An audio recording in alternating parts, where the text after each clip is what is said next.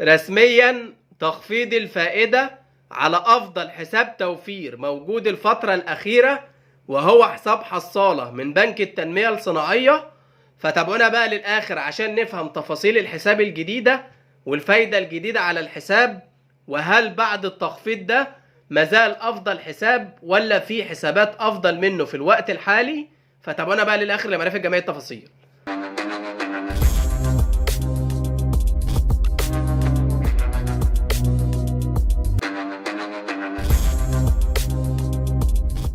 السلام عليكم اعزائي متابعي قناه بنوك مصر.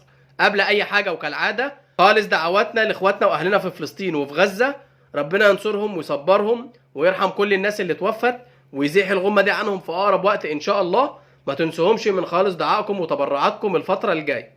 خلونا بقى نخش في موضوع حلقتنا على طول. وطبعا بعد قرار البنك المركزي بتخفيض معدلات الفايده 2% الخميس الماضي، تقريبا كل البنوك خدت قرار عندها بتخفيض معدلات الفايدة. في بقى اللي خفض على حسابات التوفير، اللي خفض على الشهادات، اللي خفض على الودايع. فالأحداث كتيرة جدا، لذلك قلنا لكم تابعونا باستمرار. بنحاول نعمل حلقة لكل حاجة منفصلة عشان الأمور ما تخشش في بعضها. فطبعا بقى استكمالا للكلام ده كله والخبر اللي الناس كلها منتظراه وعمالة تسأل عليه، حساب التنمية الصناعية، حساب حصالة احنا عاملينه وفاتحينه وناس كتير مستثمرة فيه، حصل تخفيض عليه ولا لأ؟ فاحنا جايين نقول لك في الحلقة دي ان بالفعل حصل تخفيض على الحساب بعد قرار البنك المركزي. فخلونا نقول كل تفاصيل الحساب واحدة واحدة كده واحنا ماشيين، ونقول لك التغيير اللي حصل عليه، وفي النهاية نقول لك هو الافضل ولا في افضل منه. زي ما قلنا الحساب في بنك التنمية الصناعية اسمه حساب حصالة. الحد الادنى لفتح الحساب ده هو 5000 جنيه، وايضا الحد الادنى لاحتساب الفايده على الحساب ده هو 5000 جنيه، ولو قل عن 5000 جنيه مش هيحسب لحضرتك فايده. والحساب ده حساب يومي، بيحسب الفايده يومي وبتصرف يومي، حساب يومي من اوله لاخره. ودي من افضل انواع الحسابات، الحساب اليومي اللي بيحسب يومي وبيصرف يومي، لان انت بتتعامل باليوم. ولذلك ممكن تحط مثلا فلوس كتير في الاول فتستفاد بفايده عليها، اتزنقت فيها وجيت سحبت نصها، فبالتالي انت استفدت الفتره اللي فاتت كلها بفايده عاليه كنت بتاخدها كل يوم. يا سلام بقى لو بتاخدها تعيد استثمارها، سواء تحطها في حسابات تانية او في شهادات او بتشتري بيها ده. الفايده على الحساب ده قبل التخفيض كانت 19.5%.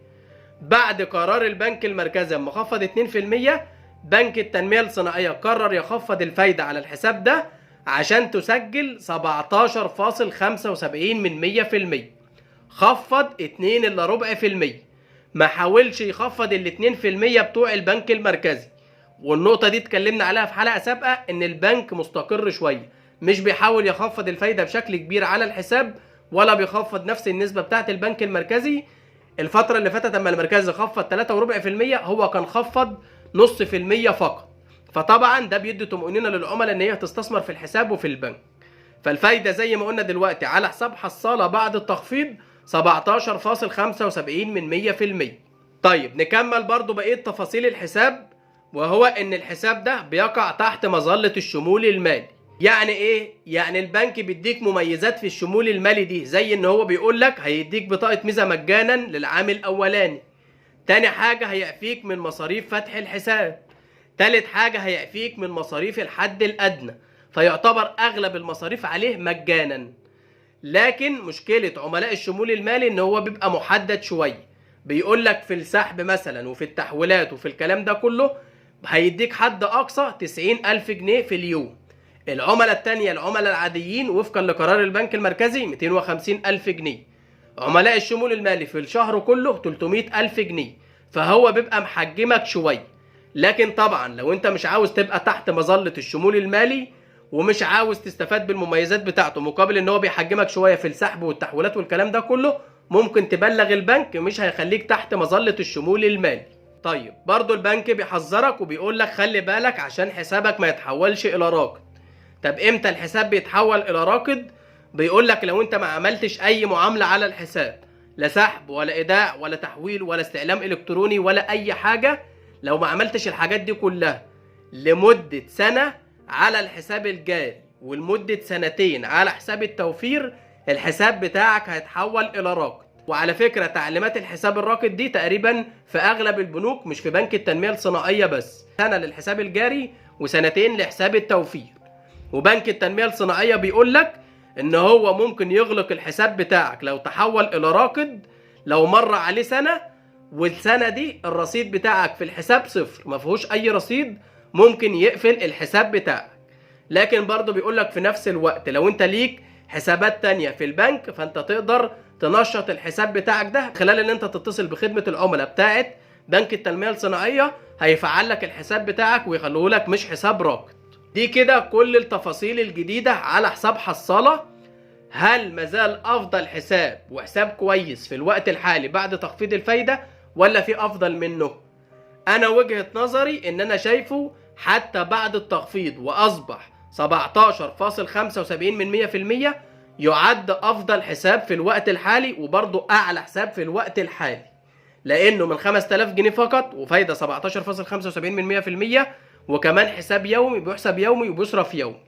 الحسابات التانية اللي كانت بتقارن معاه وبتنافسه زي حساب البركة وحساب بنك المشرق وحساب مثلا سوبر كاش، الحسابات دي الفايدة اتخفضت عليه. هنعمل بقى حلقات منفصلة الايام الجاية عشان اللي مستثمرة في البنوك دي تبقى عارفة كل التفاصيل. لكن سريعا حساب مثلا اي سيف في بنك البركة اتخفض، بدل ما كان 18.5% بقى 16.5%. الحساب التاني الشهري بقى تقريبا 15.5% بعد ما كان 18%. حسابات بنك المشرق اتخفضت 2%، وايضا حصل تخفيض بشكل كبير على حسابات سوبر كاش. فطبعا احنا شايفين ان هو برضو حساب حصالة مازال افضل حساب في الوقت الحالي، والتغيير والتخفيض اللي حصل ده هيتم على الناس كلها يا جماعة، سواء الناس اللي فاتحة الحساب دلوقتي او الناس الجديدة. اللي فاتح الحساب الفايدة الجديدة من الشهر الجديد هياخدها متخفضة 1.75% دول، ولو انت جديد هتتعاقد ولسه هتفتح الحساب دلوقتي هتاخد الفايدة الجديدة دي. بس يا سيدي ده كده كان كل موضوع حلقتنا النهارده. اتمنى طبعا يكون الحلقه نالت اعجاب حضراتكم واستفدتوا منها ورثه بسيطه. ما تنسوش طبعا تنزلوا اشتركوا في القناه، ما تنسوش اللايك على الحلقه، ونشوفكم ان شاء الله في حلقات جديده. شكرا.